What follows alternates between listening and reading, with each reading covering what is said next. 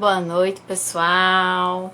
Sejam todos, todas e todes muito bem-vindos e bem-vindas, né? Hoje a nossa live é muito legal para a gente trabalhar os instrumentos do serviço social com a professora Vanessa Guedes, que está entrando. Boa noite, gente. Vou colocar só o nome da nossa live aqui. Instrumentos de trabalho dos assistentes sociais.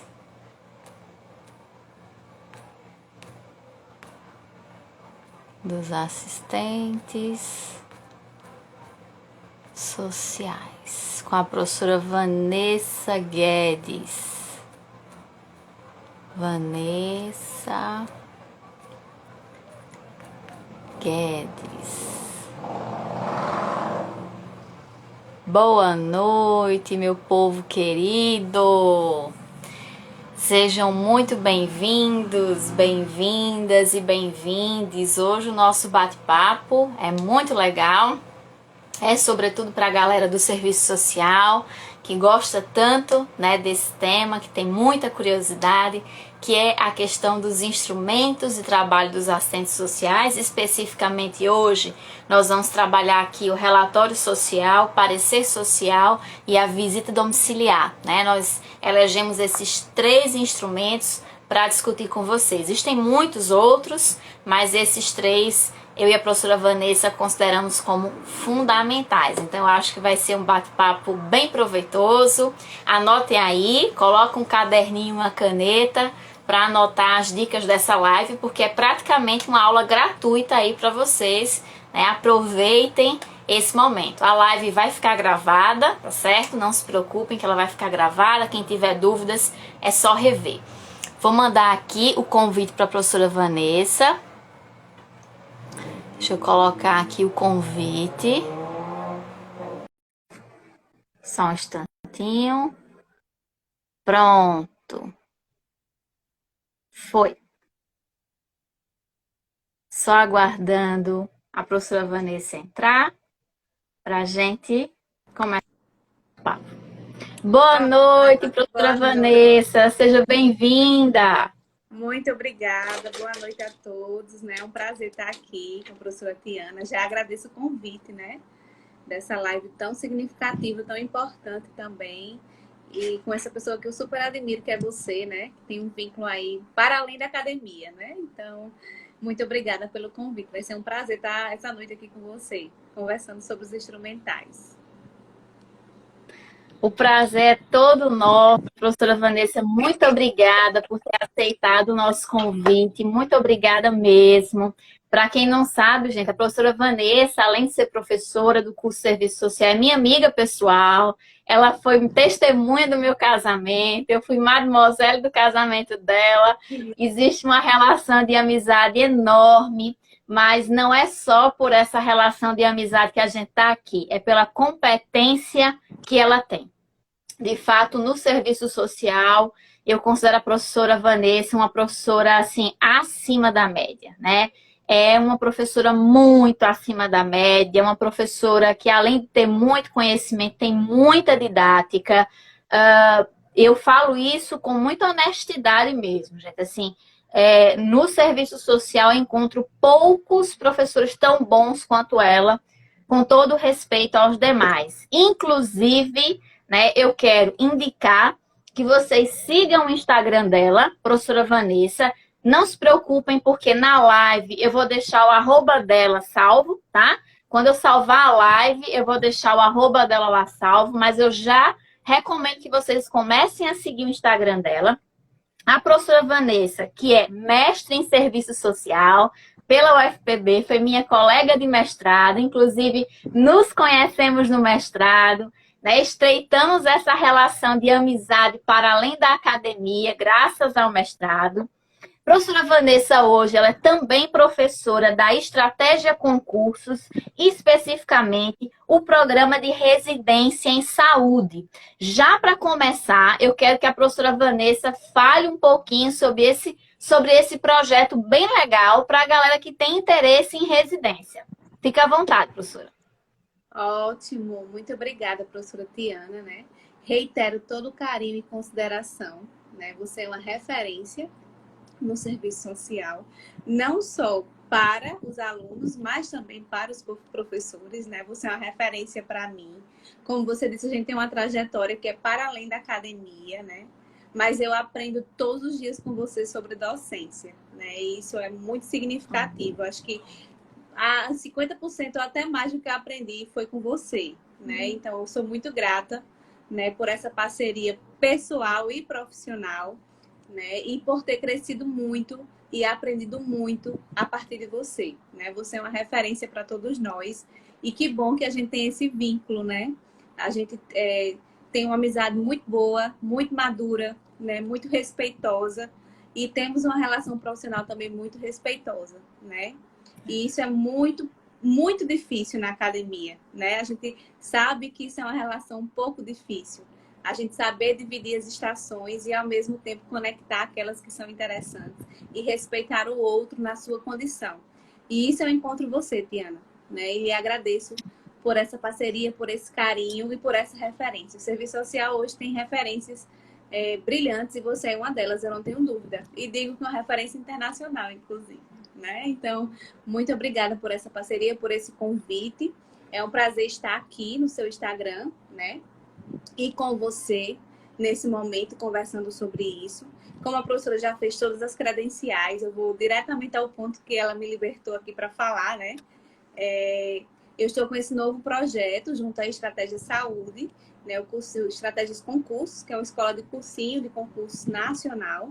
E estou diretamente com a equipe da Estratégia em Saúde e Residência em Saúde, né? Então, lá você vai ter acesso aos materiais que a gente chama de PDFs, né? Que são materiais, espécie de livros, onde você vai ter aquela teoria toda simplificada e direcionadas para as provas de residência em saúde, como também para concursos públicos, né? Porque você sabe que muito conteúdo é similar, é praticamente igual. Quando você pega fundamentos, quando você pega projeto político, tudo isso cai em concurso, né? E quando a gente pensa concurso em saúde, é praticamente a mesma coisa de residência, né?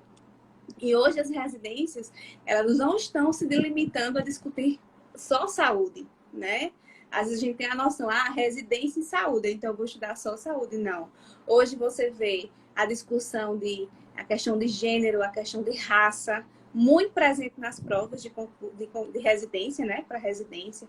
A gente vê um leque de possibilidades e de novos conhecimentos adentrando. Cuidados paliativos, né? Que era mais algo específico da saúde, está entrando, né, para o serviço social. Então, tá um leque de outros conhecimentos que a gente tem que ir se apropriando e se aprofundando. Né? A prova, por exemplo, do HU daqui, ela veio com muita discussão de gênero, com muita discussão de raça, né? Muita questão da saúde mental, né? Que depois, pós-Covid, passou a ser uma presença, e muito também a questão do Covid, né? Que é uma realidade hoje. Então, hoje ela está muito diversificada, né? E lá você encontra um pacote direcionado para isso. São PDFs, que são livros digitais, onde você tem acesso assim que você assina, né, ao pacote. Lá você vai ter o material simplificado e direcionado, com esquemas e resoluções de questões comentadas, como também você tem acesso às aulas gravadas, né? Então, essas aulas são transmitidas pelo YouTube. Então, eles transmitem pelo YouTube, ao vivo, que é a hora que eu estou gravando, mas depois ela é tirada do ar e fica lá no pacote para os alunos, tá certo? Se alguém tiver interesse, pode ir lá no link do bio, na bio, né, da minha bio, que você vai ter acesso ao próprio link da estratégia. Tem também material gratuito. A primeira aula lá, ela é disponibilizada gratuita para vocês. Tá? As videoaulas estão lá no Estratégia Concursos, que é o Instagram, ou melhor, que é o YouTube. E o PDF está disponível lá onde você compra o pacote. Você clica na primeira aula, tem um PDF todo disponível para você, tá? Como também tem um e-book que eu produzi com mapas mentais e questões de residência direcionado para você também gratuito, que você pode ir lá na bio que você vai encontrar, tá certo? Se tiver mais dúvidas, também pode me procurar no Instagram profissional, né? Que é esse que a gente tá aqui, professora Vanessa _Guedes, que eu estou à disposição de vocês, tá certo? para dialogar, para construir, né? Também trabalho com mentorias, assim como a professora Tiana, a gente troca figurinhas, né? Em relação às mentorias, a gente cresce junto nisso, né? Que eu acho que algo que tem crescido bastante é a questão da mentoria. Então, eu trabalho com mentoria profissional, trabalho com mentoria para concursos e trabalho com mentoria também para trabalhos acadêmicos, certo? Então, também quem tiver interesse, pode ir lá no meu Instagram, pode ir lá. Se tiver dúvida, também pode falar comigo, que eu estou à disposição, tá? E mais uma vez agradeço pelo espaço, pela possibilidade de divulgação aqui, né, junto ao seu Instagram.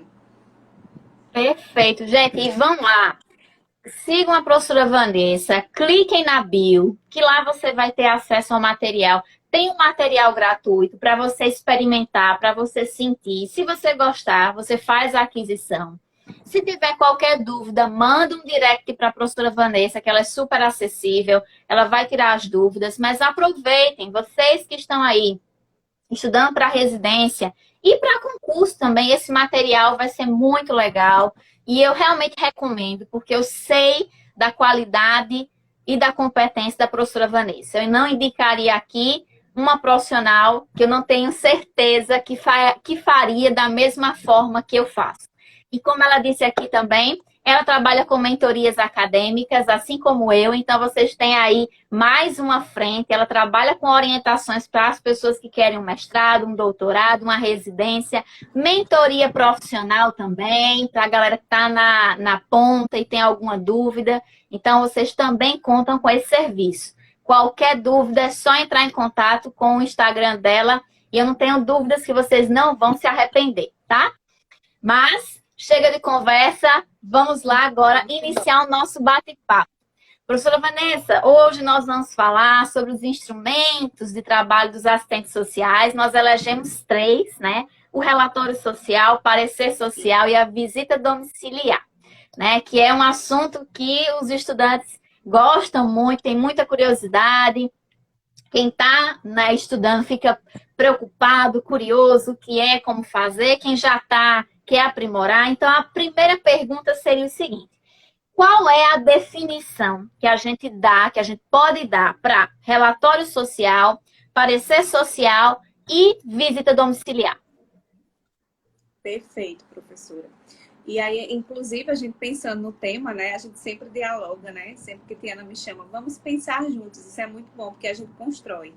Né? Ela tem um perfil muito democrático, isso é muito positivo, né? Então, vamos pensar o que é que você acha, o que é que a gente pode falar. E veio a ideia do instrumental aqui, né? Porque é algo que a gente percebe que não apenas o aluno, não é só o aluno que está saindo, ou que está cursando, que tem dúvida, mas o profissional que está na ponta, que muitas vezes faz aquele instrumental, mas ele não tem uma maturidade, uma compreensão, né? O que é o instrumental?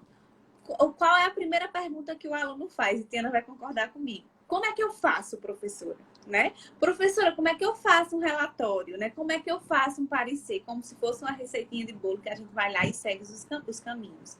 Mas eu penso que antes de a gente parar para pensar como fazer, a gente tem que entender para que serve, o que é. Né? Porque quando eu entendo o que é, eu compreendo que caminho eu levar. No serviço social, que eu acho que todo mundo está careca de saber aqui, não existe uma receita de bolo, né? Até porque nossas demandas, elas não são iguais, elas não são estáticas. Nós temos uma complexidade nos indivíduos e nas famílias que nós atendemos. Então, aquele relatório que eu fiz para dar determinada demanda não necessariamente vai ser, e geralmente não é, da mesma forma para outra demanda. Existe um caminho, que eu digo, que a gente pode seguir de alguns elementos, mas isso não é fechado, tá? Mas antes de a gente seguir esse caminho, é importante a gente definir, porque aí a gente definindo, a gente compreende para que serve, né? Em que momento eu posso trazer o relatório? E aí, já pensando no relatório, o que é que a literatura de serviço social traz, né? Eu acho que a gente tem que partir da teoria e a gente tem que quebrar aquela ideia de que prática e teoria não caminham juntos. Elas caminham sim, tá? E aí, quando a gente vai pensar nos instrumentais, a gente não pode pensar no instrumento que seja superficial e técnico meramente. Ele tem que estar bebido de toda a dimensão ética, de todo o meu comprometimento ético, de todo o meu direcionamento teórico. Né? A teoria, ela direciona a nossa prática e o nosso olhar sobre essa realidade. E no instrumental é isso se concretizando, é essa ligação, teoria, prática e a ética ali, ó, mergulhado na construção desse instrumental. Então, o que é o relatório? Nada mais é do que um documento, certo? É um instrumento que se materializa por meio de um documento, tá? E esse documento, ele vai descrever de forma sucinta, é um documento descritivo e interpretativo, de forma sucinta, sobre uma demanda, uma dada situação ou uma expressão da questão social, certo? Então, ele vai descrever isso de forma objetiva, de forma sucinta, de forma clara, sempre usando a linguagem que venha baseada aí na ética, né, e baseado na teoria. Quando eu falo isso, o que é que a gente compreende? Cuidado como eu escrevo, cuidado como eu qualifico, né? Às vezes a gente tem a tendência a usar do preconceito na qualificação. Ah, aquela pessoa tinha tal perfil. Atendi uma família com tal perfil. Então, a gente tem que ter muito cuidado com essas terminologias, né? Para que elas não imprimam preconceitos na hora da nossa escrita. Muito cuidado também a forma que a gente coloca isso, certo? Por quê? Porque a forma que a gente coloca pode ser interpretada de forma que não deveria ser, ou pode não deixar claro a demanda, tá? Então, de pronto, o que eu já estou dizendo a vocês, não tem como fazer um instrumental se eu não me atentar à escrita, né? O assistente social, ele usa duas técnicas, é a fala e a escrita. E quando a gente fala em instrumental técnico operativo, sua grande maioria vai nesse caminho. A gente sempre vai ter a fala e a gente sempre vai ter a escrita neles. E o relatório é a escrita, né? Onde eu preciso, de fato, ter cuidado como eu vou escrever, se está um texto coerente, se o texto está traduzindo aquela realidade de forma a não imprimir juízo de valor, né? No sentido de valor pessoal, de valor moral, de ideia do que eu penso sobre aquilo, tá? É ali no instrumental que a minha visão antropológica ela tem que ser trazida, né? Eu tenho que pensar o outro a partir do outro e não a partir daquilo que eu penso do outro, né? E aí a necessidade de se materializar isso na escrita.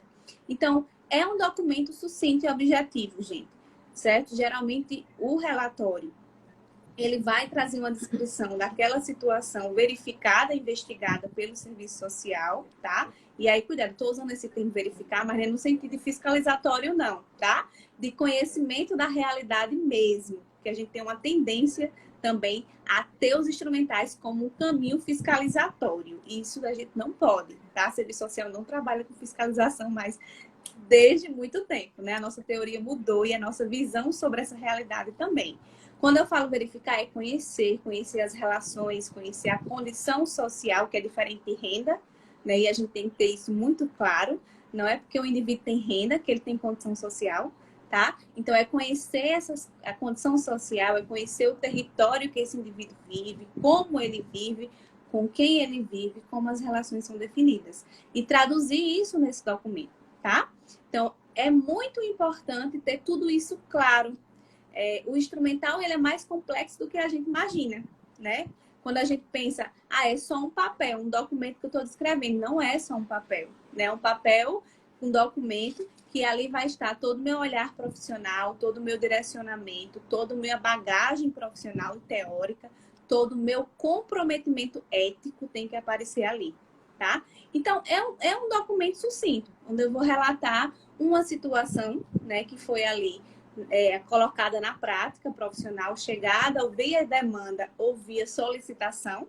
Então, às vezes, a demanda chega para o setor, a que a gente chama de demanda livre, né? Que chega ali, bate a sua porta e você atende. Às vezes, é algo encaminhado em outro órgão, uma solicitação para realização de um relatório ou a descrição de uma determinada situação, tá?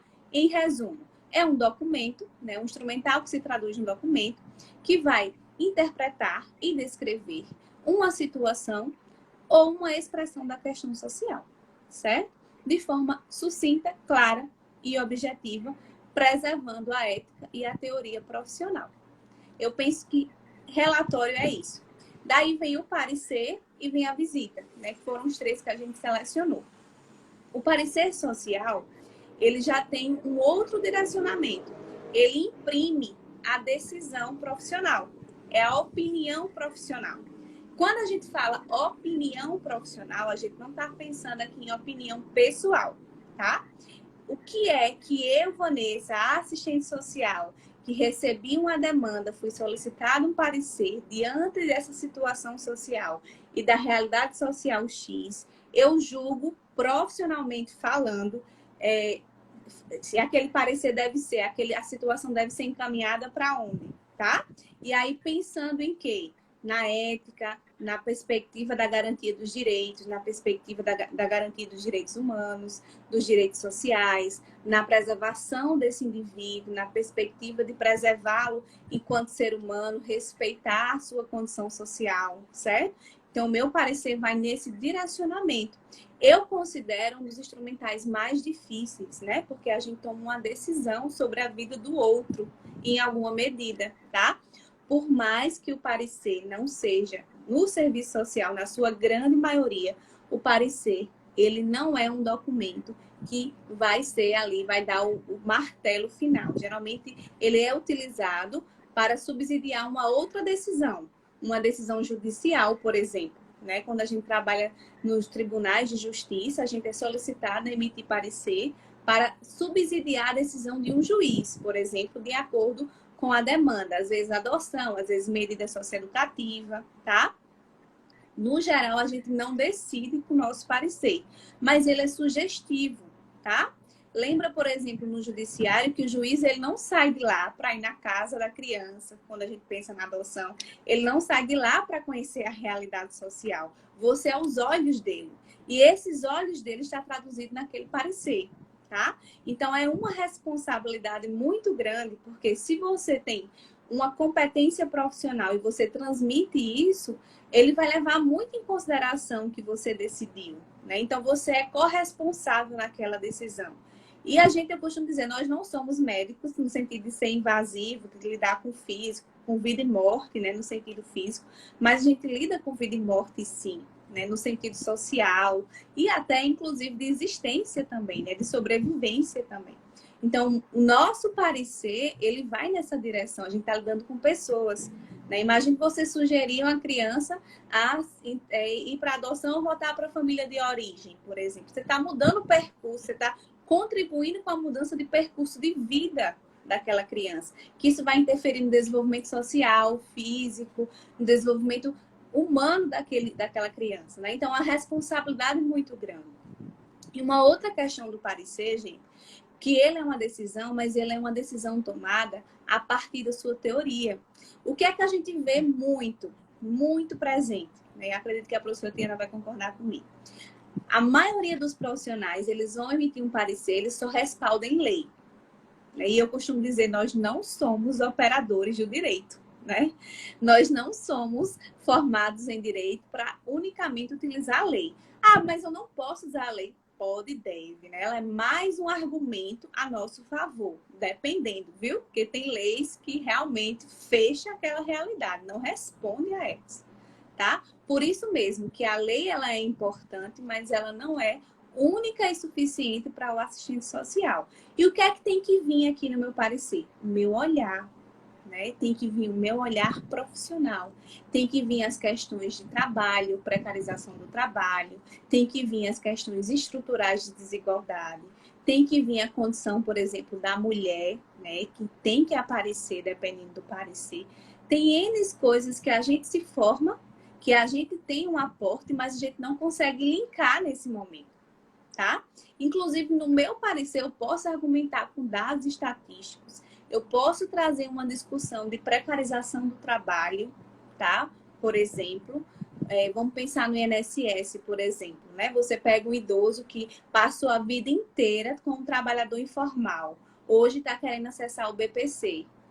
Eu posso argumentar claramente com o processo de precarização do trabalho, a não inserção no sistema de proteção social, né, a exclusão desse idoso, as condições sociais que não permitiram para que ele acessasse, e o próprio processo de precarização da informalidade, a insegurança no trabalho, o adoecimento por meio do trabalho. Gente, isso é teoria do serviço social, né? Que a gente vê lá na disciplina de trabalho, que a gente discute com o Ricardo Antunes, né? Então, tudo isso está na teoria. É isso que tem que aparecer, tá? Porque senão a gente escuta o quê?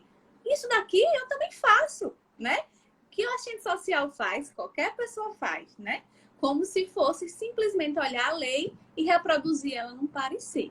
Então, o meu parecer, ele tem que ser bebido dessas outras questões, né? Eu tenho que argumentar a favor, né, daquele posicionamento teórico que eu considerar eticamente correto, né? Daí eu tenho que observar os princípios éticos, eu tenho que conhecer o código de ética e argumentar teoricamente, de acordo com aquela teoria que eu me aportei durante a minha formação.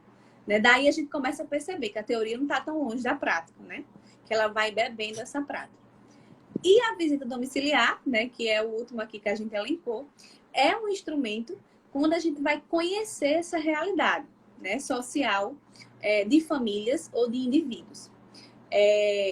Quando é que ela é usada? Eu acho que no serviço social, eu penso, né, que no serviço social a gente tem uma como é que eu posso dizer? Um tique, vamos dizer assim, por visita domiciliar, né?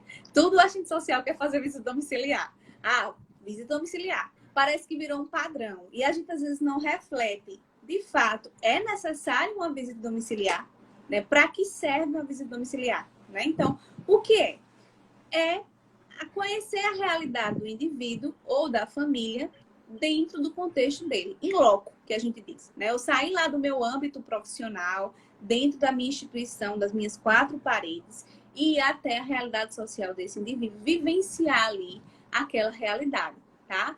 Conhecer onde é que ele convive, como se dão as relações, qual é a condição social dele, ele mora numa situação de precarização, né? Ele tem o trabalho no vínculo com a moradia, né? Ele o trabalho dele está ali perto, né? Então, como é que se dá a vivência desse usuário, né? Dessa família, desse indivíduo, enfim, dos sujeitos de direitos que a gente trabalha cotidianamente, né? Então, é em loco. E quando é que eu vou em loco, professora? Não existe também uma receita de bolo, né? Você, como profissional, que vai sentir isso, tá? Então, eu atendi aquela pessoa, aquele usuário, aquela família, e eu senti profissionalmente a necessidade de aprofundar mais, de conhecer mais aquela realidade. Então, eu considero necessário uma visita, tá? A visita não deveria ser algo não pensado, algo que é colocado, é algo que tem que ser refletido. Eu necessito realmente ir em loco, eu preciso ver. Qual é a diferença de eu ir à visita e eu ficar institucionalmente? É eu observar, né? Eu consigo observar. Diferente de que eu só vou ouvir. Geralmente na entrevista eu só consigo ouvir. E quando a gente vê, geralmente é mais impactante, a gente consegue ver elementos, por exemplo, das relações dentro de casa, que a gente não consegue aprender lá no nosso espaço profissional, né? Então, como se dá as relações, como se dá a condição daquela pessoa, tá? E aí, lembrando, gente, aquela história de visita domiciliar, que o assistente social vai verificar se a pessoa tem televisão, né? Se a pessoa tem um carro, se a pessoa tem panelas e comida nas panelas, isso já foi vencido há muito tempo, certo? A perspectiva da visita domiciliar, ela não é fiscalizatória, tá? Eu vou pegar o usuário de surpresa para ver se ele está mentindo, né? Não é esse o objetivo da visita domiciliar. Eu vou conhecer a condição desse sujeito, quem eles são, onde vivem, como sobrevivem, como são as relações. Desmistifiquem renda com condição social. Porque nem sempre eu ter renda significa que eu estou numa condição social favorável, né? Eu posso estar num ambiente ou num espaço que tenha acesso a diversas condições pela questão da renda, mas eu posso estar sem liberdade, por exemplo. Eu posso estar numa condição de violência, né? Isso não inibe, né? Então, a gente tem que começar a repensar isso. A visita, ela serve para a gente conhecer esses sujeitos, né? Conhecer a realidade deles, mas não olhar o aparente. O serviço social não olha mais o aparente, né? E é extremamente constrangedor, né? Você chegar na casa de alguém, que, no geral, você não tem o mínimo de intimidade. E mesmo quando você tem intimidade, você não faz isso, né? Imagine quando você não tem, você chegar na casa da pessoa, abrir panela, entrar em quarto, né? Perguntar coisas muito específicas do privado da pessoa e sair dali, anotar tudo e levar. Então, é uma condição vexatória que você bota o usuário. E aí, lá no Código de Ética, tem dizendo claramente que a gente não pode colocar o usuário em condição vexatória, né? Inclusive, você não pode entrar na casa dele se ele não quiser, certo? A casa é dele, né? Você tem que pedir autorização para poder entrar, tá? Mas se ele não quiser deixar, você não vai entrar, certo? Você não tem direito de entrar no âmbito privado do outro se o outro não permite, tá bom? Então, é respeitar o usuário, inclusive se comunicar com ele, tá? Dizer a ele os motivos que você está lá, se apresentar, porque isso é fundamental, é um respeito a ele. Ele é um sujeito de direito, é uma pessoa que tem uma história de vida e que você tem que respeitar independente de quem ele seja, tá certo? Eu penso que é essas definições, professora, mais gerais que a gente pode trazer aqui, mais pontuais importantes para o pessoal, a galera que está aí assistindo a live. Perfeito. Fazendo só uma observação, gente, eu desliguei os comentários para não ficar tapando o rosto da professora Vanessa. Mas assim que a gente terminar as perguntinhas aqui, eu abro para os comentários de vocês, tá? Para as dúvidas, para as perguntas. Então já vão pensando aí nas perguntas, nas dúvidas. Escrevam aí, engajem mesmo, coloquem as perguntas que já já eu abro os comentários. E curta essa live, tá? Quando você curte, você ajuda, né, o algoritmo do Instagram a entender que esse conteúdo é relevante e ele vai entregar para mais pessoas. Então, curta essa live. Aperte aí no coraçãozinho, não custa nada. Temos 30 pessoas aqui nos acompanhando, né? Vamos lá apertar no coraçãozinho, porque isso ajuda. E lembrem que isso é trabalho, gente, tá? Isso que nós estamos fazendo aqui é trabalho, né? Não é lazer. Embora eu ame estar aqui com vocês, eu tô perdendo um tempo da minha vida que eu poderia estar fazendo outra coisa, mas eu decidi fazer esse trabalho para vocês gratuitamente. Então, a única coisa que eu peço é isso, que vocês curtam, né, essa live, que engajem. É o salário moral que eu recebo de vocês, é esse carinho. E se puderem, encaminha aí, aperta no aviãozinho, encaminha para um amigo, para uma amiga, para assistir essa live, tá? Eu quero comentar só uma coisa que eu acho super importante, alguns pontos que a professora Vanessa colocou e que eu reitero para poder ir para a próxima pergunta. A gente tem que entender a dimensão ética do exercício profissional, né? A questão do sigilo profissional, a questão do respeito à privacidade do usuário. Como a professora Vanessa colocou tão bem, a visita domiciliar não tem o tom fiscalizatório, tem um tom investigativo. Investigar é diferente de fiscalizar. Uma coisa que ela colocou muito bem, você vai fazer a visita, você vai pedir a autorização para entrar. Se a família não quer, a gente não entra. Mas, professor, eu tenho que entrar. Não, não tem. Se você força isso, você comete um crime. Isso é invasão de privacidade. Invasão de privacidade é crime. Nem a polícia pode entrar na minha casa sem um mandato judicial. Nenhum policial federal pode entrar na minha casa sem autorização. Imagine qualquer outro profissional, né, gente? Então, a gente tem que ter essa clareza. Um outro ponto muito importante. Os instrumentos de trabalho dos assistentes sociais, ou os instrumentais, eles não são receita de bolo. Vocês já ouviram isso de muita gente. Eu sei que vocês estão cansadas de ouvir, cansados de ouvir. Mas é verdadeiro, gente. Não existe um modelo pronto. Existe a reflexão que você faz do que é e como fazer. Você aprende como fazer. Depois que você aprende como fazer, você sozinha cria o seu modelo. O modelo da professora Vanessa pode ser diferente do meu. O meu modelo hoje pode ser diferente daqui a 10 anos.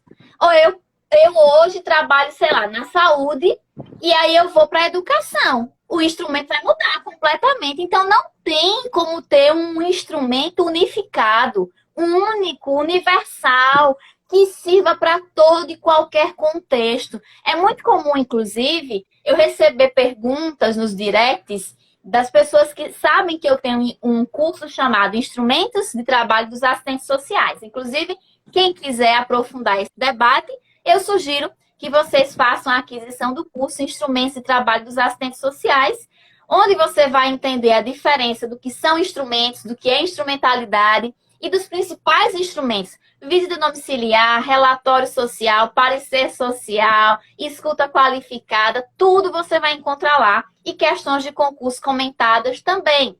Então, se eu não me engano, são 9 módulos, super completinho. Mas as pessoas me perguntam, professora, no final, tem o modelo do relatório? Tem o modelo do parecer? Eu digo, não, gente, não tem. Não tem, gente, porque não tem como ter. Porque não é uma receita de bolo. Porque se eu colocasse um modelo, eu estaria infringindo a natureza da minha profissão, do serviço social. Aí você compra hoje. E aí esse modelo, sei lá, é inspirado na minha atuação na saúde, mas você está na previdência, não vai servir. Ou você compra hoje, daqui a 5 anos, muda completamente o cenário e esse modelo fica ultrapassado, obsoleto. Então não tem como ter modelo, gente. O que vocês têm que ter clareza é que vocês precisam aprender o que é e como fazer. Se você entende o que é e como fazer, você não fica refém de modelo nenhum. Você cria o seu próprio modelo. Você, como assistente social, tem autonomia para criar o seu próprio modelo. Então, assim, desapeguem dessa necessidade de um modelo, de uma forminha de bolo pronta. Existem pessoas que oferecem esse modelo, essa forminha pronta? Existem, mas eu não sou uma delas. Por quê? Porque eu tenho responsabilidade com o meu trabalho. Porque eu não vou oferecer uma coisa que eu sei que está errada, que eu sei que vai contra os princípios da profissão. Então, gente, eu sei que parece um puxãozinho de orelha, mas é um puxãozinho de orelha necessário. Desapeguem dessa necessidade de querer um modelo. Quando você aprende o que é, quando você aprende como fazer, você constrói sozinho, sem precisar dessas amarras, né? Então, vamos começar a pensar isso. Pensem comigo. Não é à toa que nas universidades, no âmbito da graduação, nenhum professor vai entregar para você um modelo de relatório, de laudo, de parecer social, de estudo social. Em nenhuma universidade, federal, estadual, privada, nenhuma universidade decente vai fazer isso. Vai entregar a você um modelo. Mesmo na disciplina de instrumentos, ou de instrumentais, de trabalhos assistentes sociais. Porque tem uma razão, minha gente, para isso. Porque não faz sentido com a nossa profissão. Então, se você não encontra isso nas grandes universidades federais e estaduais, você quer procurar comigo? Gente, não vai encontrar comigo, porque eu sou fruto da Universidade Federal. Eu sou fruto da academia. Eu não ajo contra os princípios da profissão. Sinto muito nesse sentido. Então, sei que, por exemplo, se eu ofertasse modelos, iria chover de vendas. Mas não me interessa. Não me interessa agir dessa forma, né?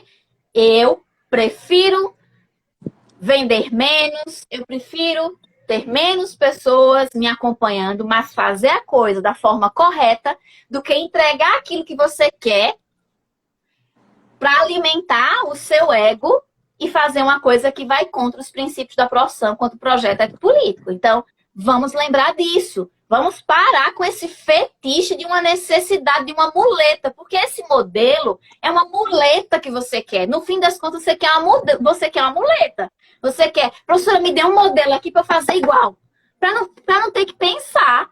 E, minha gente, não pode. O serviço social é uma profissão interventiva? Sim.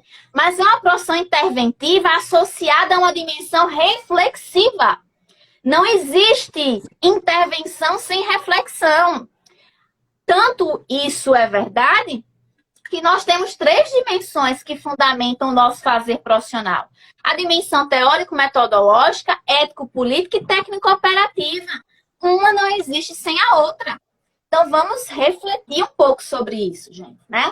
vamos amadurecer, né? Você não vai encontrar um advogado pedindo ao professor dele, olha, me dê aqui um modelo de um processo para eu fazer igual. Você não vai encontrar um advogado, você não vai encontrar um médico pedindo, me dê aqui um modelo de uma receita para eu fazer igual.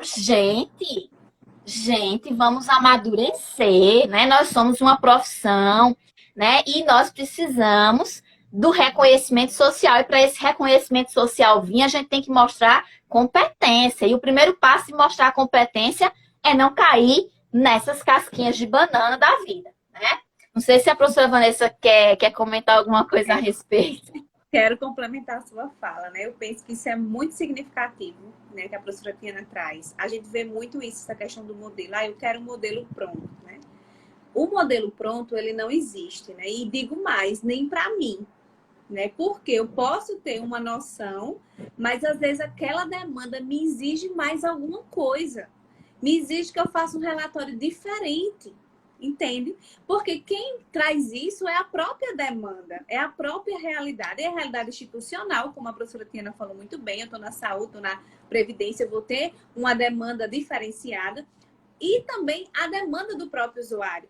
Cada usuário traz uma demanda muito complexa. Tem um usuário que traz uma expressão da questão social dentro de outra. O caso fica tão complexo que a gente para pensar e espera aí, eu tenho que refletir sobre esse usuário, porque senão eu não consigo dar os encaminhamentos e refletir e pensar sobre a demanda dele, né? Então, as pessoas e os indivíduos não são sujeitos iguais, né? Eles são sujeitos diferenciados, com histórias de vidas diferentes, com uma complexidade diferente, com demandas sociais diferentes.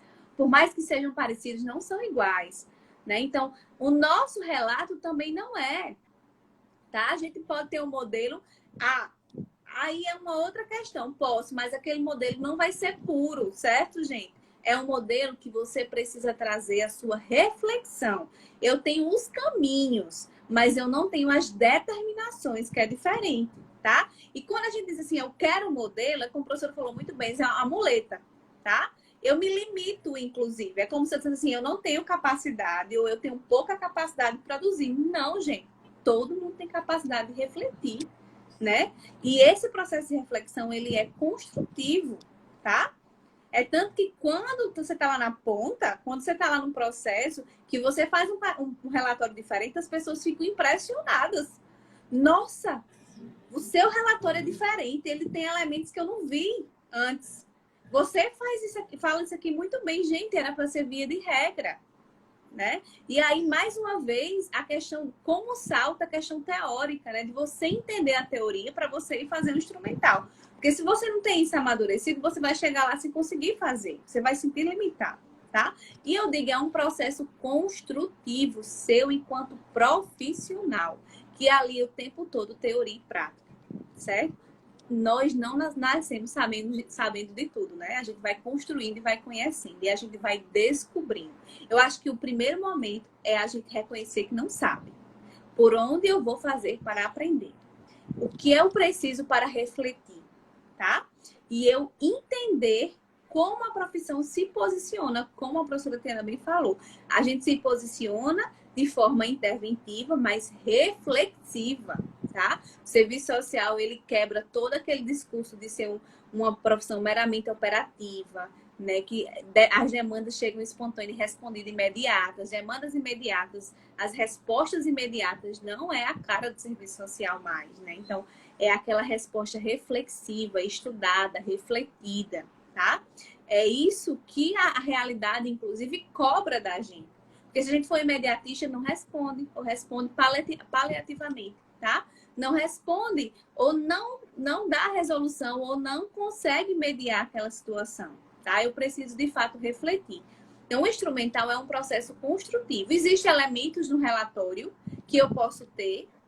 Tem elementos. Ter elementos não é estar pronto, é diferente, tá? Elementos são o quê? São questões que eu posso trazer no meu relatório. Mas eu posso considerar que naquele relatório eu não preciso trazer tal elemento. Tiana pode considerar que no dela precisa, certo?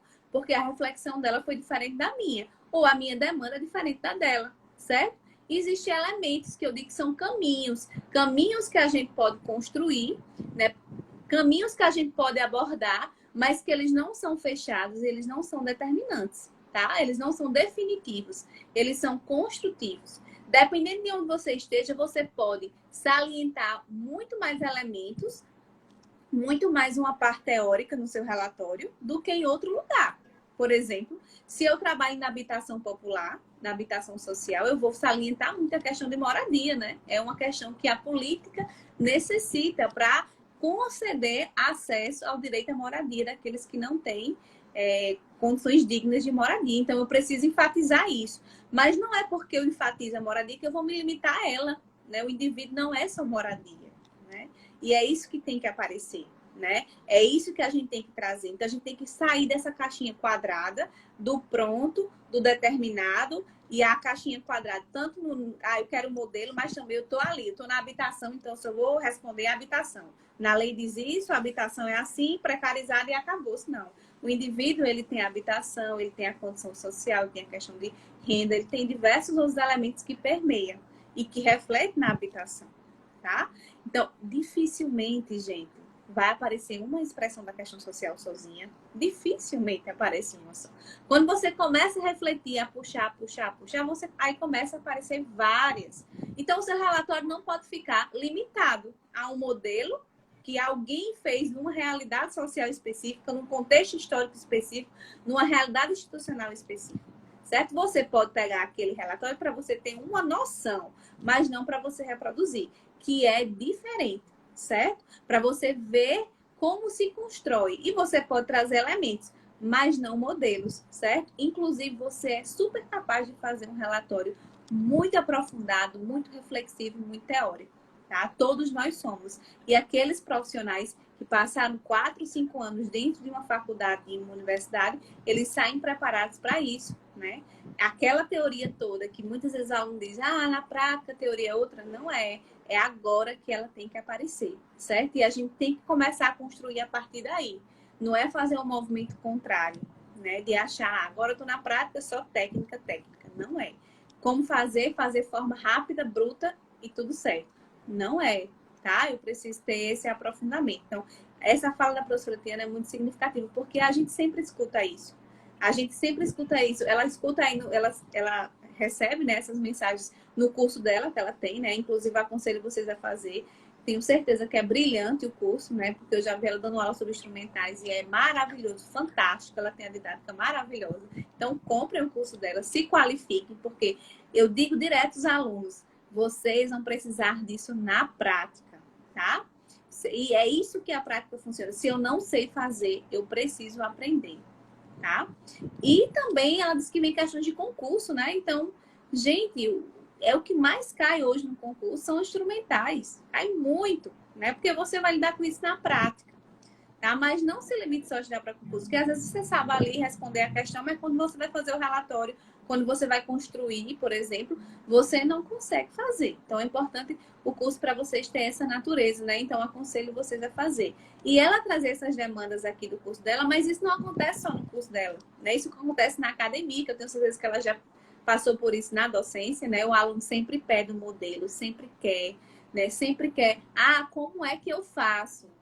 Aqui em cima eu faço o quê? Eu boto como é que eu começo, né? E não é bem assim, né? Há toda uma necessidade de reflexão para se construir um relatório, certo? E vai muito desse seu perfil, seu olhar profissional, baseado no compromisso ético e no seu aporte teórico, certo? Então, tudo está na base, como ela trouxe as dimensões. A base teórica e a base ética. Eu acho que é extremamente pertinente a colocação aqui da professora Tiana, né? Porque ele traz, de fato, esse complemento e dessas vivências que a gente tem na docência, que a gente acaba vivenciando, né? Escutando, como um processo, gente, de reflexão, né? A professora Tiana traz isso exatamente para reflexão, para que vocês reflitam sobre a formação de vocês, né? E para que vocês não se limitem. Eu acho que quando o aluno faz isso, ele já diz para ele mesmo, eu não sei. Eu me limitei, eu não sei. Então, eu quero um modelo que me dê a muleta, né? Eu quero um modelo que me responda de forma de prontidão. E não é isso, não se limitem. Vocês são super capazes de fazer e produzir, eu tenho certeza, né? Então, pega essa teoria, né? Pega esse caminho reflexivo, que eu tenho certeza que vai dar super certo. Oh, maravilha. Muito obrigada, professora Vanessa, pelo carinho com o nosso curso online. Muito, muito obrigada mesmo. Vamos para a nossa próxima pergunta, professora. A gente falou sobre relatório social, parecer social e visita domiciliar. Agora a pergunta é, para que serve cada instrumento desse? Ótimo, perfeito. Isso é uma outra dúvida, né? Eu tenho um relatório, ele vai servir para quê? Né? Eu tenho um parecer, ele vai servir para quê? E a visita, né? Às vezes a gente fica em dúvida, eu vou fazer um relatório, eu vou fazer um estudo social, né? Quando é que eu faço um relatório, tá? Então, o relatório, como a gente colocou, é um documento descritivo.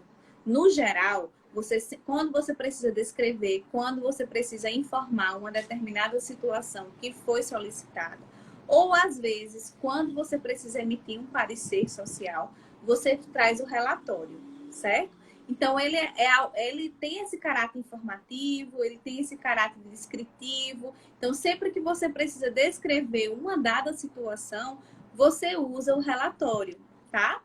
Quando você precisa tomar uma decisão, você usa o parecer, certo? Então, eu vou tomar uma decisão, por exemplo, trabalho com concessão de benefícios. Vamos lá para o BPC no INSS, certo? Eu preciso tomar uma decisão se aquele idoso, por exemplo, ou aquela pessoa com deficiência, ela deve receber o BPC, né? Que é o benefício de prestação continuada. Ali imprime uma decisão profissional, tá? Daí eu necessito de um parecer. Na Previdência, você faz a perícia, que é o processo de conhecimento, emite um laudo e um parecer, né, para isso. Então, o parecer é quando você precisa de uma decisão. Alguém está solicitando uma decisão. Então, o judiciário vai lá e diz, assistente social Tiana, eu preciso que você me responda aqui, dê a sua opinião profissional se essa criança ela deve ir para a fila da adoção, ela deve ir para o processo de adoção, ou se ela deve voltar para a sua família de origem. É uma decisão que Tiana profissionalmente tem que tomar. Então, quando a gente precisa tomar uma decisão para subsidiar uma outra, né, no geral, a gente usa o parecer. Lembrando, gente, o parecer ele não vem só. Até porque ninguém consegue fazer parecer se não fizer relatório, se não fizer estudo, se não fizer laudo, se não investigar. Imagina, Tiana recebeu uma demanda de adoção e Tiana disse assim, não vou nem saber quem é essa criança.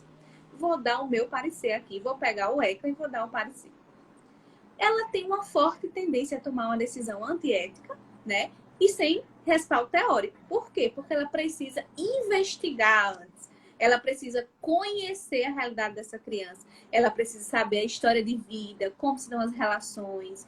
De fato, conhecer a questão da legislação, né? Conhecer o Estatuto da Criança e do Adolescente. É de suma importância ela saber o que o Estatuto diz. Ela precisa conhecer essa realidade, as violações que essa criança sofreu, como é a história de vida dela, para ela sentar e fazer o parecer. Então, no mínimo, ela vai precisar fazer um processo investigativo, que vai precisar ser relatado, que vai precisar documentar, né, essa investigação. Daí você documenta como? Com o estudo, com o relatório, tá? E o laudo que seria um resumo desse processo, certo? Então, o parecer, gente, ele nunca vai aparecer sozinho, certo? Não dá para fazer um parecer se não vier com outro instrumental. Se você fizer isso, você vai ter um sério problema profissional ético. Você tem uma tendência forte a errar, eticamente falando, nas suas decisões, a ter um posicionamento antiético, tá? Então, você precisa investigar, conhecer para tomar uma decisão ali no parecer.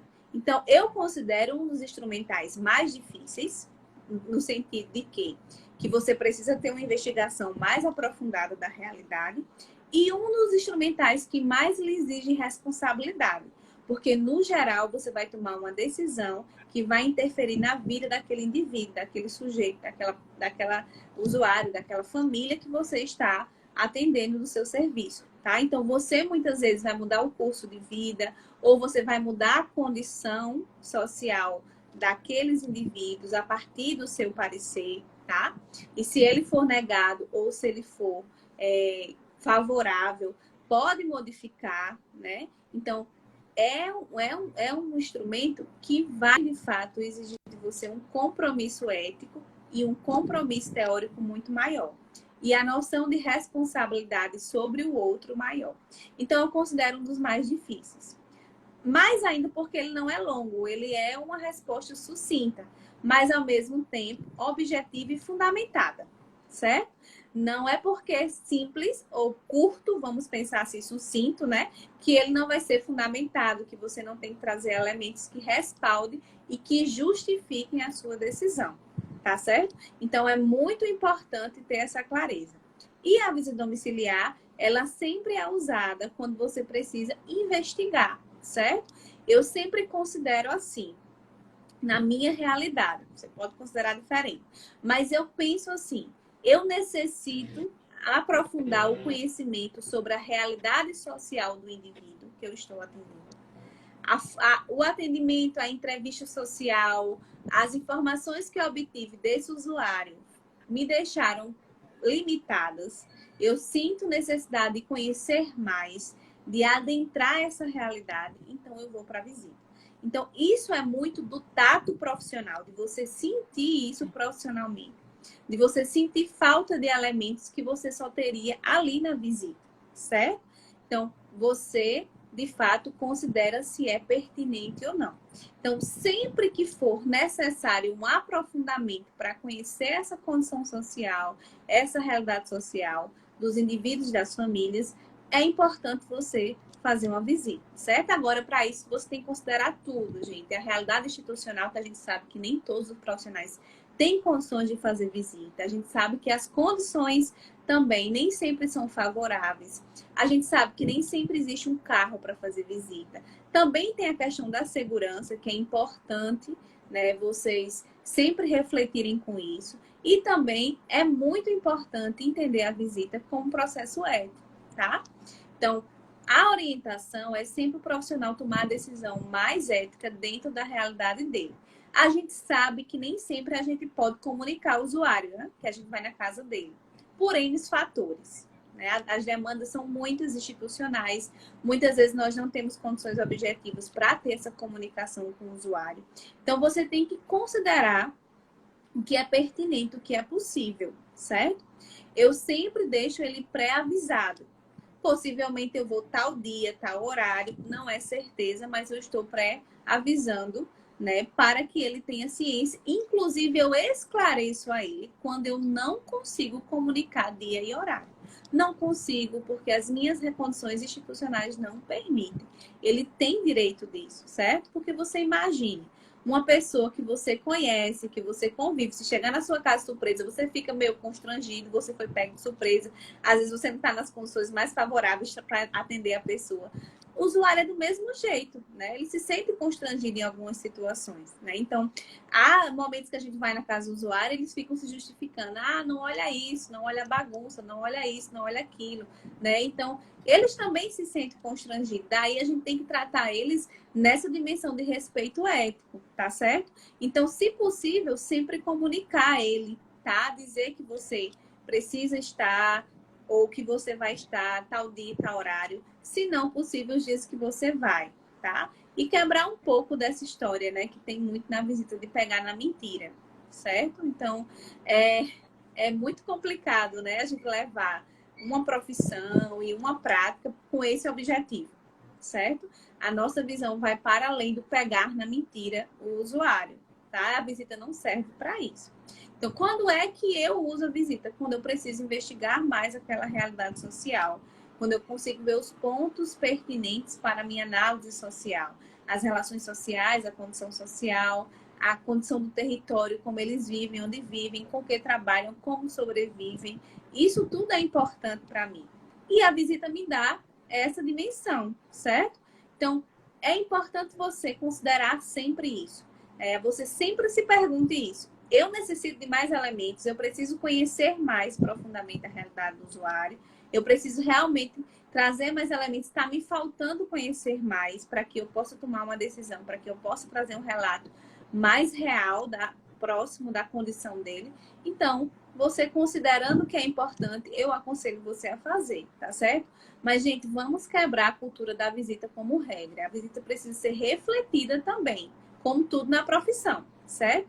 Eu reflito e eu considero se é importante. Muitas vezes, uma entrevista social bem feita, ela consegue suprir as necessidades de conhecer a realidade social do sujeito e eu não preciso necessariamente fazer uma visita domiciliar, tá certo? Então, é muito importante ter essa clareza. Uma outra questão é você ter clareza de que a visita, você não tem controle total sobre ela. É diferente de você estar dentro da instituição. Você está lá na sua sala, dentro do seu espaço profissional. Então, você vai fazer uma entrevista diferente, tá? A visita domiciliar, você vai para dentro da realidade do sujeito. Quando você sai e adentra a realidade dele, você não tem controle sobre aquela situação. Então, você tem que ter clareza disso.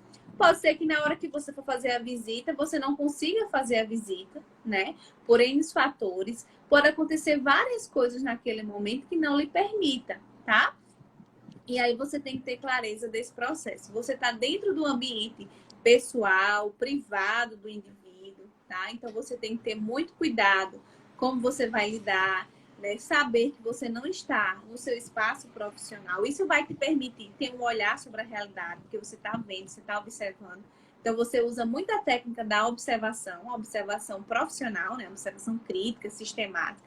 Mas você não está no seu ambiente profissional, você não está dentro do seu espaço profissional, né? Então, pode acontecer imprevistos, pode acontecer situações que você não esperava e que você tem que suspender a visita. Isso já aconteceu comigo, já aconteceu situação de não, como a professora Tiana falou, né? A pessoa não deixar eu entrar e eu não posso entrar, né?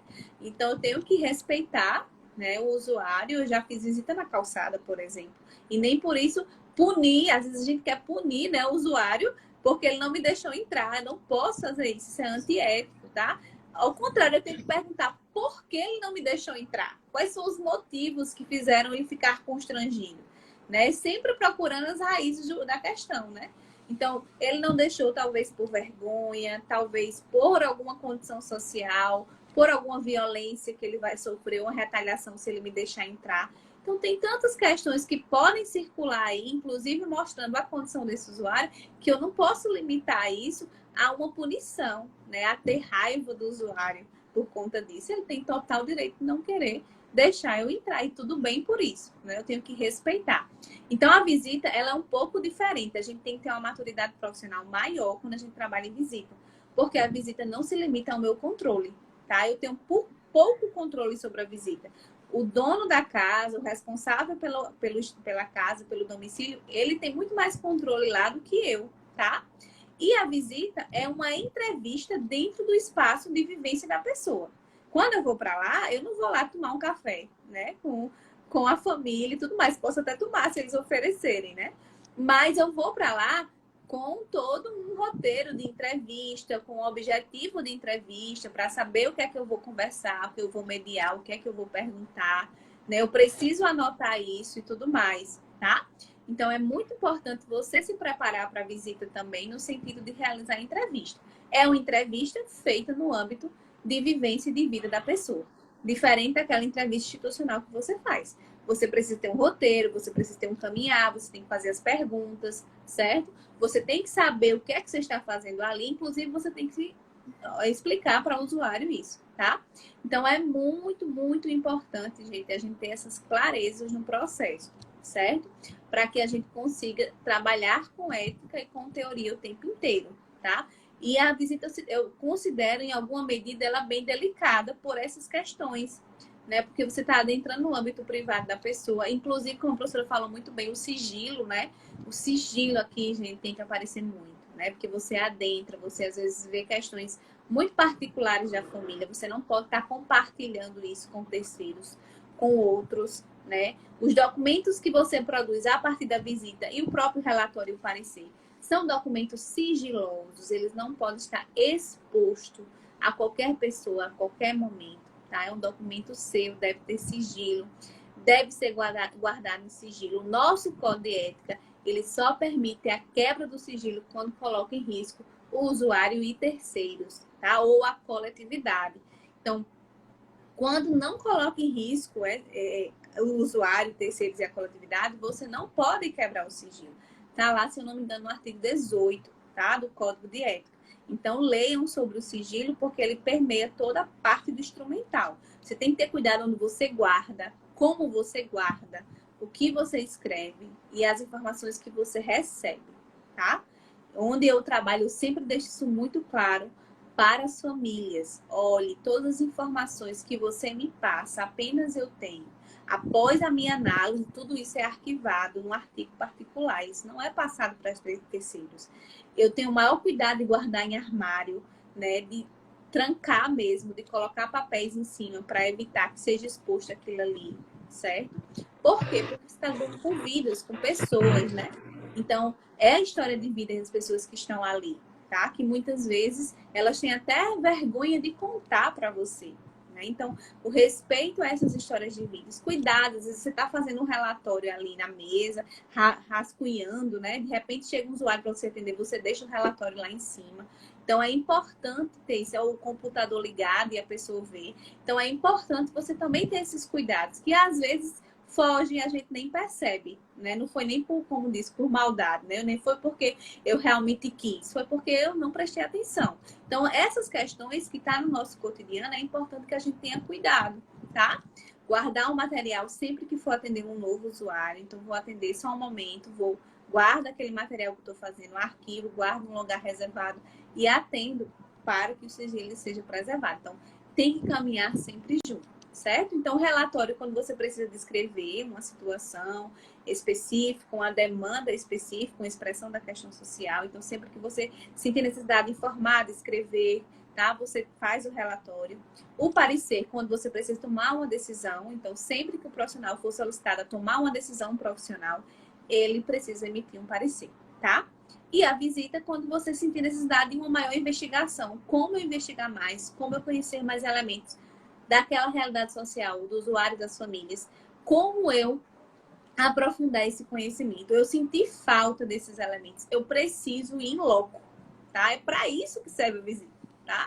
Eu preciso ir em loco, eu preciso conhecer mais. Está muito superficial a minha visão aqui. Eu não consegui trazer os elementos importantes para me conhecer, para que eu possa conhecer a condição social desse sujeito.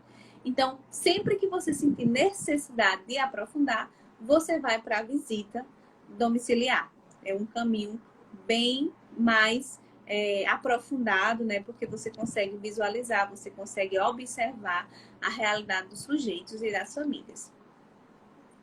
Perfeito, perfeito. E só complementando, gente, como a professora Vanessa disse, não é consensual, assim, o profissional, ele vai avaliar a realidade dele, as demandas dele, o público dele, o espaço institucional, e vai avaliar quais são os instrumentos adequados para usar nesse determinado caso. É importante pontuar que o debate, por exemplo, sobre a visita domiciliar, ele tem um ponto que é um ponto um pouco ambíguo, é um pouco polêmico, que, de fato, como a professora Vanessa colocou, eu reitero, é o profissional que tem que avaliar. Por exemplo, existe uma literatura que indica que a gente precisa fazer o agendamento prévio, agendar para que o usuário se prepare, porque, como a professora Vanessa colocou, é muito constrangedor quando alguém visita a nossa casa sem fazer, né, um comunicado antes, a gente não está preparado para isso, né? Existe a questão da vergonha, da vulnerabilidade, da violência, existe toda uma questão. Só que existe também um lado B da visita domiciliar, que são os casos em que avisar não é indicado. Quais são esses casos? Usualmente, quando são situações de violação de direitos. CREAS e por aí vai. Nesses casos, você não avisa por uma questão de segurança mesmo, porque às vezes o agressor está dentro da casa. Se você diz, olha, eu vou fazer a visita, ele vai se munir de situações para que o profissional não consiga enxergar a violação de direitos. Então, mas professora, como é que eu sei? Gente, você tem capacidade cognitiva e intelectual para avaliar isso. Mas se eu fosse colocar de uma maneira simplória para vocês, casos de vulnerabilidade social, casos de pobreza, de questões educacionais, de moradia, de desemprego, eu acho que são casos onde a gente pode fazer o agendamento, né? Quando é possível fazer esse agendamento, eu acho que é até mais interessante. Agora, quando são casos que envolvem violação de direitos, estupro, né, violência física, essas situações, nesses casos, não é indicado que se faça o agendamento. Você simplesmente vai dizer, nós vamos fazer a visita. Quando? Qual dia? Qual horário? A gente não pode dizer isso porque a gente não tem certeza do dia. E aí você faz a visita de maneira mais espontânea. Essa visita, sem o agendamento, é para tentar pegar a espontaneidade da expressão da questão social do fenômeno como queira. Principalmente quando se trata de um caso de violência. Avalie que quando o agressor está dentro de casa, se você avisa, não há como identificar, né? Então, gente, ó, a gente não pode ir nem para o 8, nem para o 80. Você tem que entender qual é o espaço que você está trabalhando. Qual é a política social que você está trabalhando? Qual é o seu público? Qual é a sua demanda? E com base nessa demanda, você vai decidir, por exemplo, o que é mais pertinente. Se é o agendamento ou não. Você tem autonomia relativa, né, como coloca a professora Yamamoto, para decidir isso. Mas tentando ajudar quem nos ouve aqui. Eu acho que, particularmente eu, Tiana, considero que o único caso onde não é interessante fazer esse agendamento prévio é por questões de violação de direitos, estupro, violência, né? Para que a gente possa pegar o fenômeno na sua espontaneidade. Fora isso, todo o resto é interessante que seja comunicado, né? Para não constranger os usuários, para ser uma visita mais respeitosa, mais ética, para que ele se sinta mais confortável. Mas por isso que, veja, voltamos para aquela mesma ladainha. Não existe receita de bolo. Não existe receita de bolo. Você, na dinâmica do seu trabalho, é que vai ter que decidir, por exemplo, qual caminho é o mais prudente a ser seguido. Porque na literatura há margem para essas duas coisas no que diz respeito à visita. A gente tem a discussão de Batista e a discussão de Magalhães. Cada um vai defender, né, uma perspectiva a respeito. Quer complementar alguma coisa, professora Vanessa? Exatamente, quero complementar, justamente para dizer. Por isso que a gente retoma para o profissional, né?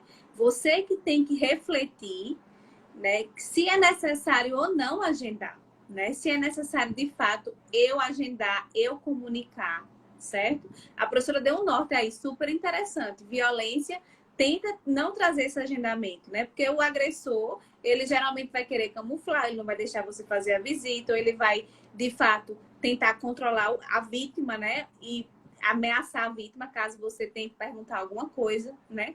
Mas pode ser que em um outro momento você, por exemplo, esteja lá na saúde ou na educação e pegue um caso de violência, que está dentro daquele contexto. Então, você tem que avaliar, né? Eu sempre vou para essa questão da prudência que a professora traz.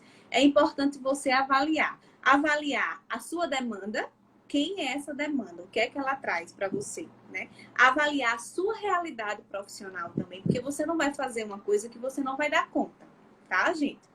Então, se você não tem condições de trabalho para fazer isso, você não deve fazer isso, porque você não tem condições. Inclusive, você tem argumentos éticos para isso. Lá no Código de Ética tem dizendo que você tem que ter condições de trabalho, ter uma sala, ter um ambiente, ter as condições para você realizar seu trabalho.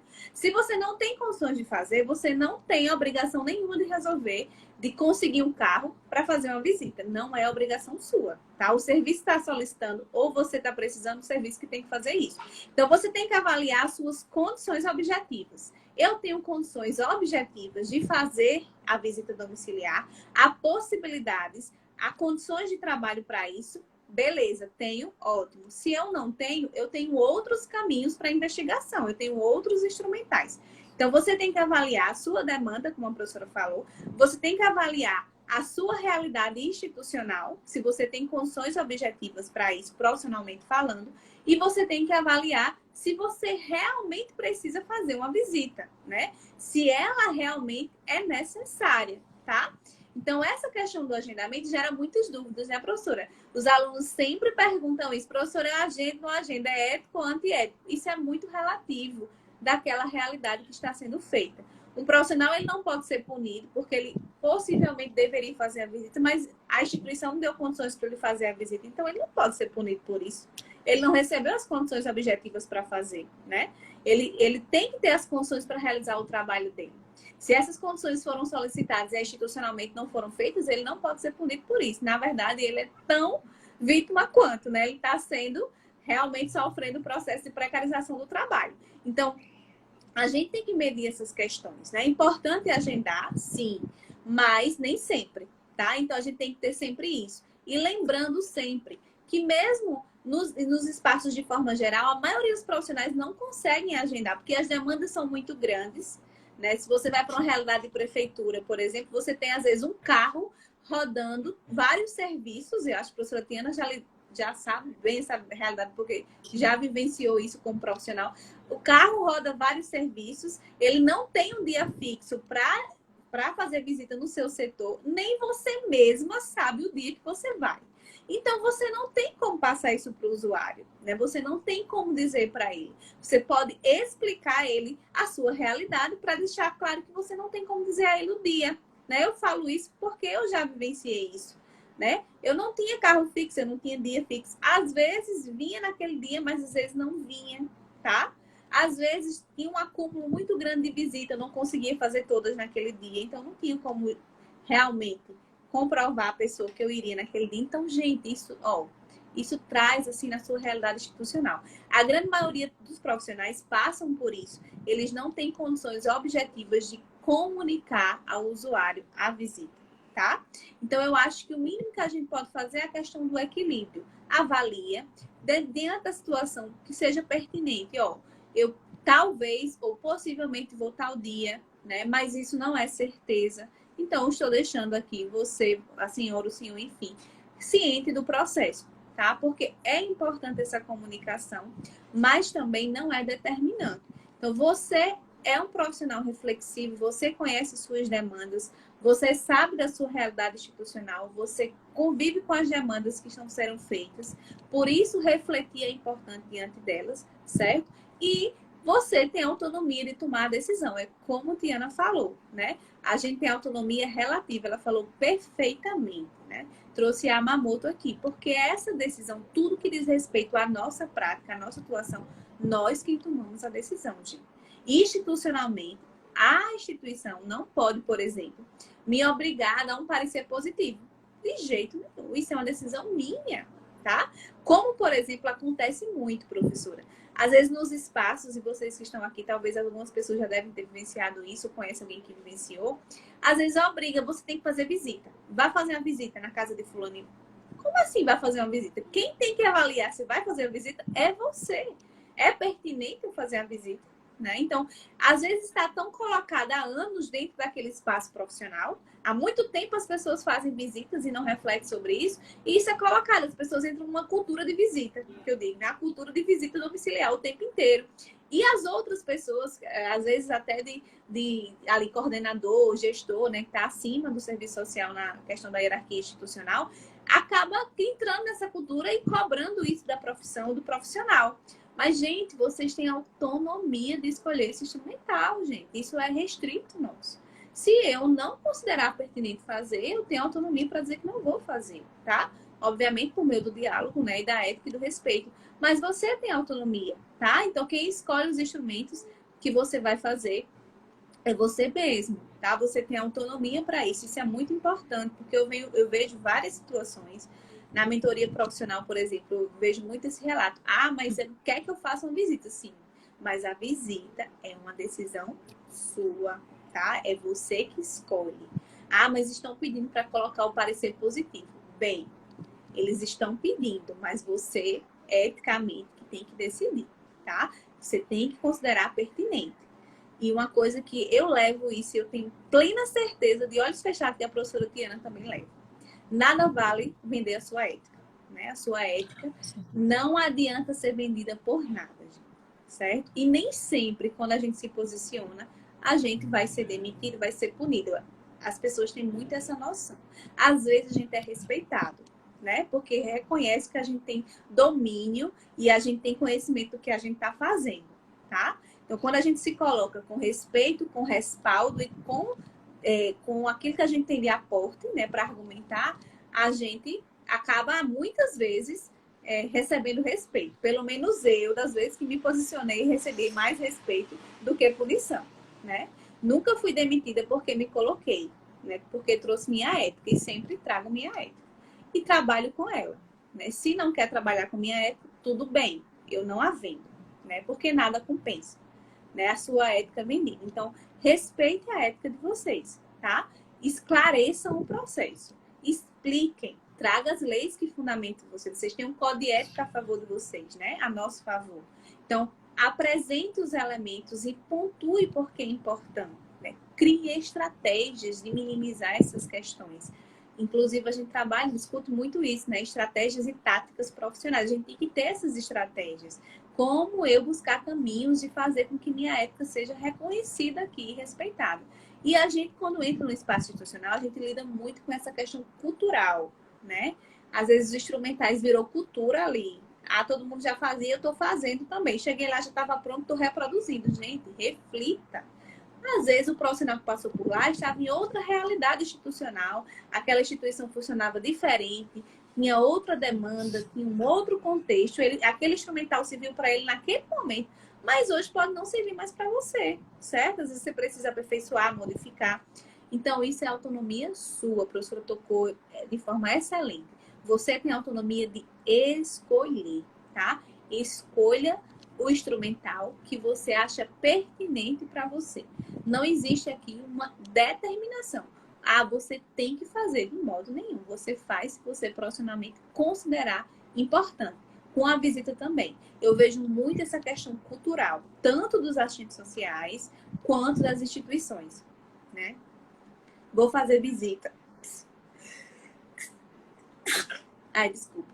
Vou fazer visita porque aqui já se fazia visita antes e eu vou reproduzir. Ah, porque o meu coordenador pediu que eu fizesse a visita. Mas espera aí, vamos lá. É necessária a visita, você considera quem é você nesse cenário? Você é protagonista, você é o profissional, tá? Então, você que tem que considerar importante ou não.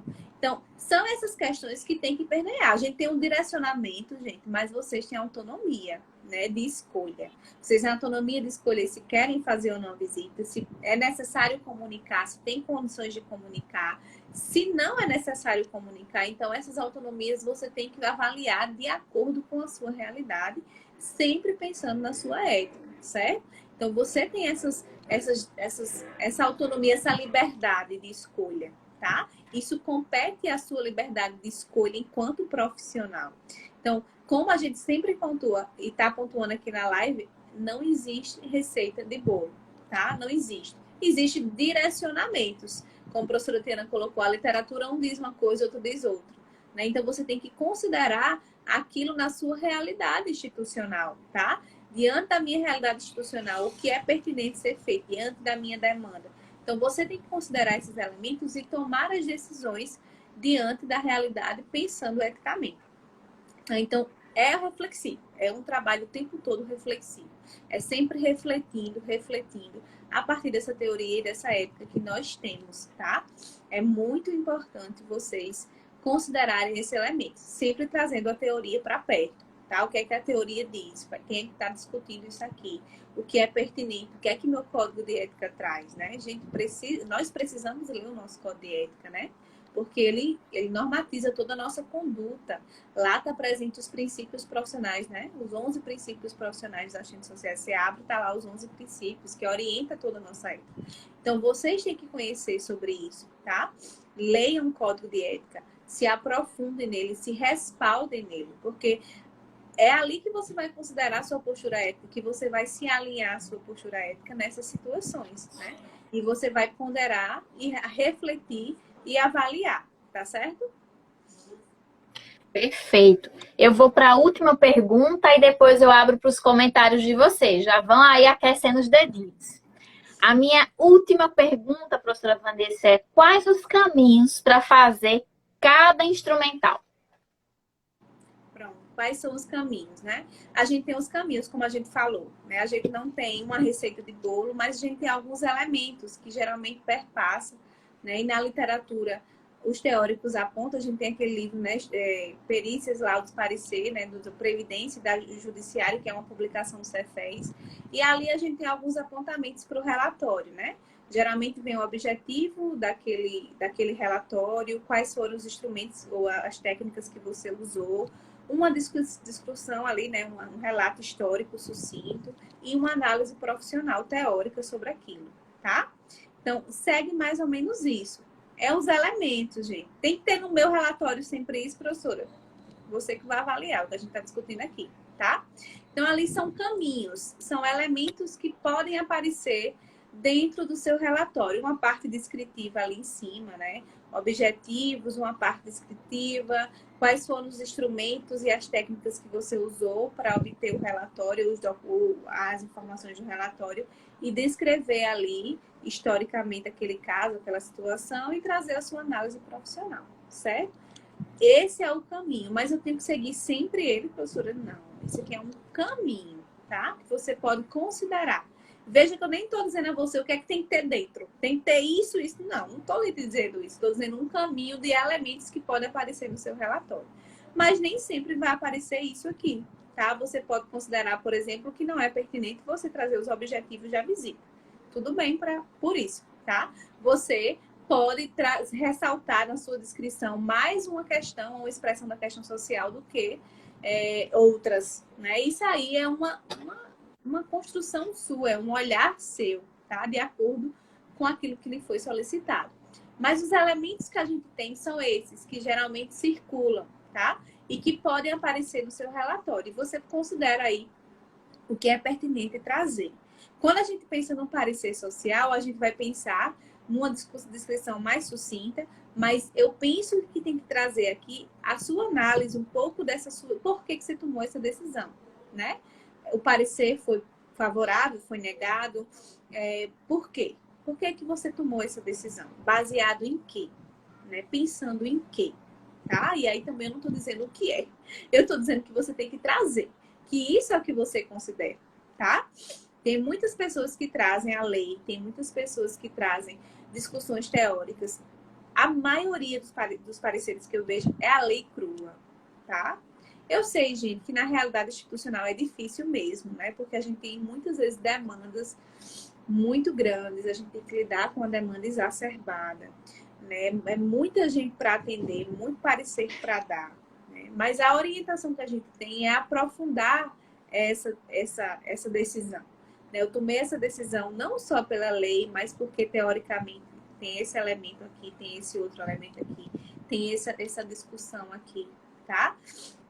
Inclusive, você pode, se você considerar, trazer dados estatísticos, né, informações científicas para fundamentar o seu parecer, para a sua decisão, tá? Eu já vi, inclusive, pareceres assim.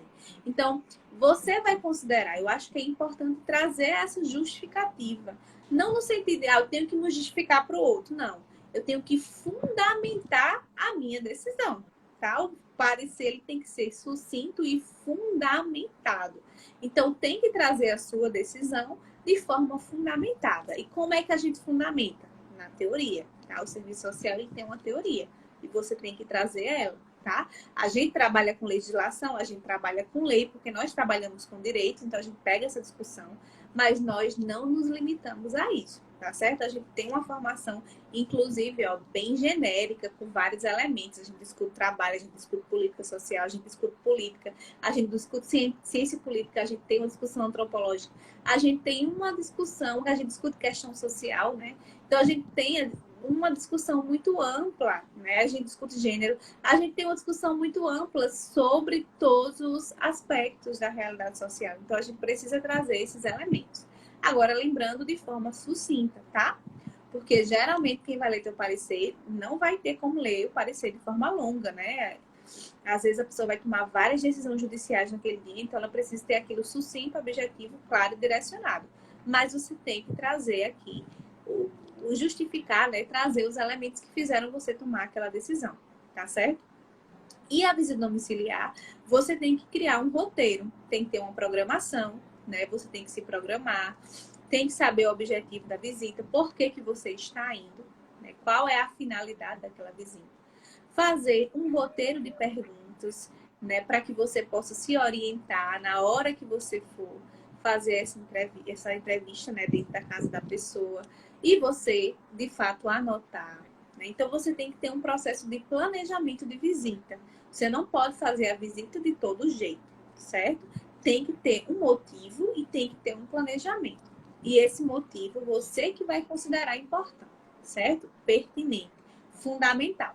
Então, você vai criar um roteiro, né, de acordo com aquela demanda. Eu sempre oriento fazer isso. Eu faço isso. Se você acha pertinente não fazer, tudo bem. Mas eu acho interessante o roteiro porque você segue uma lógica, você tem a linha alinhada o que você está querendo de informação da realidade, conhecer essa realidade. E você registrar, gente. Às vezes a gente deixa para registrar depois. E depois a gente esquece de elementos importantes. Que aquele momento eu consegui perceber, eu consegui aprender por meio da observação, tá? Então, o registro, ele é muito importante.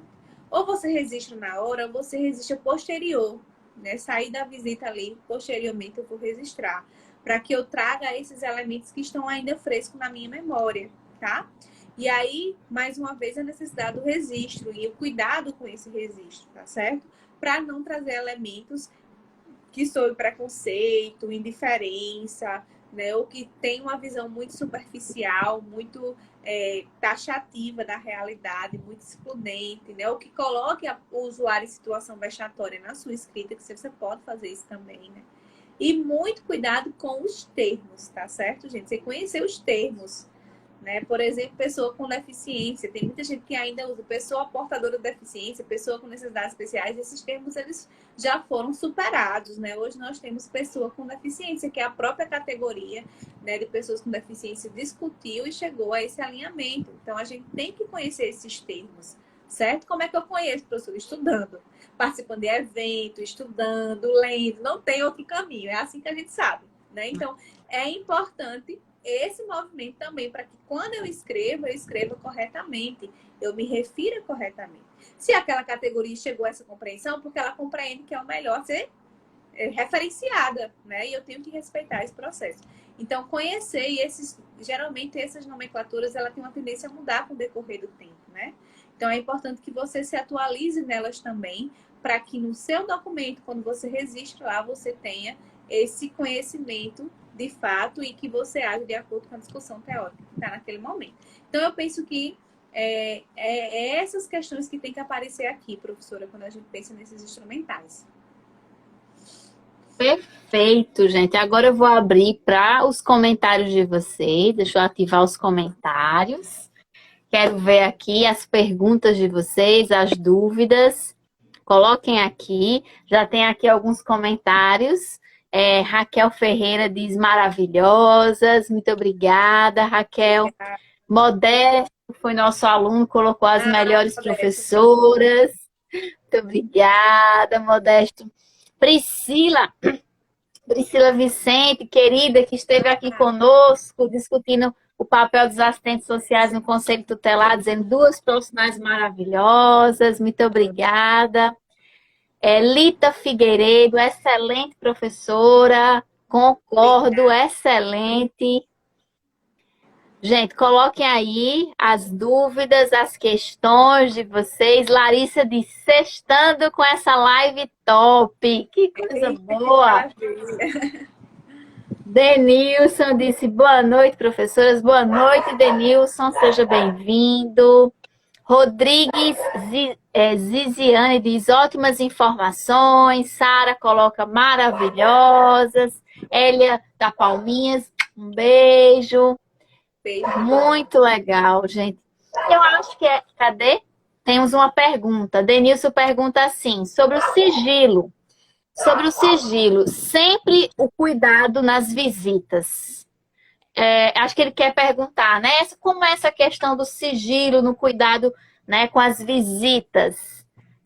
quer comentar um pouquinho, professora Vanessa? Sim, sim, com certeza. É uma pergunta muito importante, inclusive, né? Porque como a gente não está no nosso âmbito institucional, que a gente tem um domínio maior, a gente está no meio, né, da vivência do usuário, né? Então, às vezes o usuário fala ali e às vezes tem a presença comunitária de vizinhos, né? Naquele momento, né? Então, a gente tem que ter muito cuidado com isso. Às vezes a gente vai visitar e vai com o motorista, né, institucional, ele nos acompanha. Então, é importante também a gente ter esse cuidado com o sigilo. Como eu falei, a gente não vai ter o controle como a gente teria institucional. É diferente institucionalmente o sigilo, porque se eu vou atender um usuário, mesmo que eu não tenha uma sala, eu tenho que procurar uma sala para ficar só com ele, tá, gente? Não se constranjam com isso. Ah, mas eu não tenho uma sala. Muitos profissionais não têm. Mas a gente tem que alinhar isso. Sempre vai ter uma sala que vai ser usada pelos técnicos, pede licença. Você pode dar licença, porque eu preciso atender ele em particular, tá? O usuário tem esse direito e você também. Então, institucionalmente, é mais fácil a gente contornar isso, né? Quando a gente precisa falar, quando o usuário precisa se colocar, porque a gente tem um controle maior, a gente consegue planejar melhor. Na casa do usuário, não. A gente não consegue controlar isso. Mas a gente pode tentar minimizar, né? Então, tentar entrar na casa, só você e o usuário, né? Pedir licença se um vizinho tiver, pedir para você ficar mais reservada, né? Perguntar ao próprio usuário se tem algum problema do vizinho estar presente, se não achava melhor conversar pessoalmente, né? Para que você possa, de fato, manter esse cuidado naquela hora, porque muitos elementos da vida da pessoa é colocado ali, né? E você precisa ter muito esse cuidado. Uma coisa que eu sempre fazia em visita, eu sempre levo minha prancheta, né? Então, quando eu escrevia, eu levava uma folha em branco, para quando eu sair dali, eu botava na frente. Porque eu vou dentro do carro, às vezes com outros profissionais, vou com o motorista e eu preciso ter esse cuidado de manter o sigilo também nesse momento. Às vezes é uma coisa simples, mas que faz diferença, tá? Então, é muito importante esses cuidados pormenores que a gente tem. Tem coisas que vai fugir o seu controle? Vai, porque não depende de você. E aí é importante você fazer essa reflexão também. Dependendo de mim, no sigilo profissional interno, dentro da casa do usuário, o que é que eu posso manter o meu sigilo? Como eu posso manter? Né? Então, você pode buscar estratégias dentro desse contexto. E aí vai depender muito da sua realidade enquanto profissional, né? E da realidade do usuário. Criar essas estratégias e ter cuidado com o resultado da visita também. Não só naquele momento que você está dialogando e pegando as informações, mas também posteriormente, né? Aquela visita vai gerar um registro, que geralmente é um relatório, e você precisa ter cuidado com esse registro. Geralmente a gente rascunha e depois a gente transfere de uma forma mais organizada.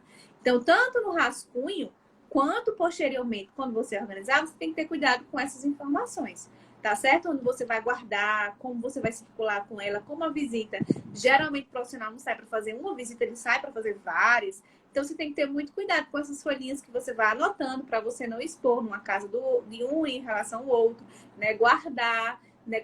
Colocar essa folhinha em branco entre uma e outra para você evitar que as pessoas visualizem. E quando você chegar no seu setor, você guardar. Eu não tenho uma sala, conquiste pelo menos um armário, né? Isso já fazia uma diferença. Um armário fechado, um armário que você possa fechar com chave, que você possa guardar, né? Coloque dentro de uma pasta, coloque na frente bem grande, sigilo profissional, serviço social, deixe lá dentro, significa que ninguém pode tocar, né? Então a gente pode criar estratégias. Eu sei que o processo de não ter sempre todas as estruturas que a gente precisa e que a gente merece acontece, né?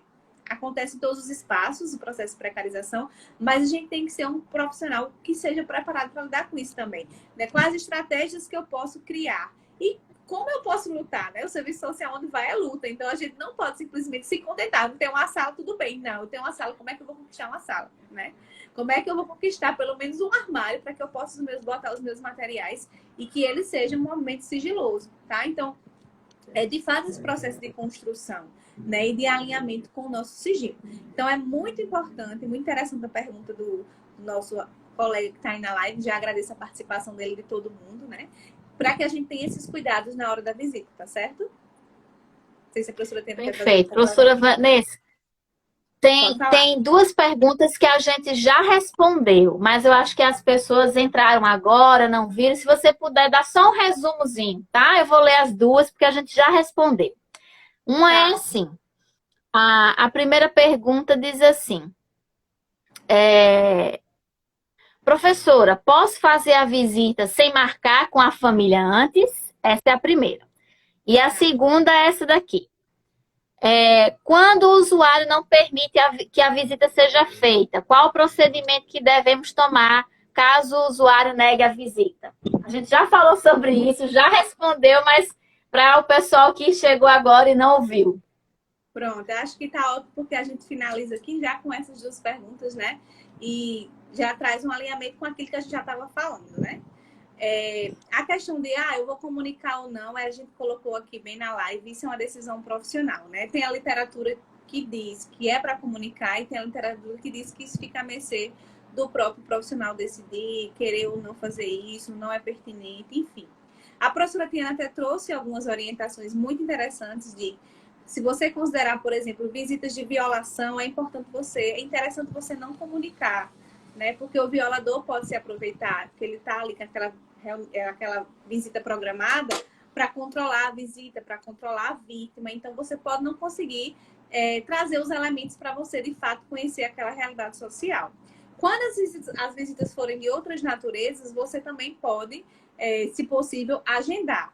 Mas isso vai depender muito, gente, da realidade institucional de vocês, da demanda que chega para vocês. Então, aquela demanda é uma demanda que eu não me permite, de fato, eu agendar com o usuário, então não vou fazer isso. Institucionalmente, eu não tenho condições de agendar, certo? Porque eu não tenho telefone, eu não sei o dia que o carro vai, eu não sei como é que eu vou, né? Eu não sei quando eu vou.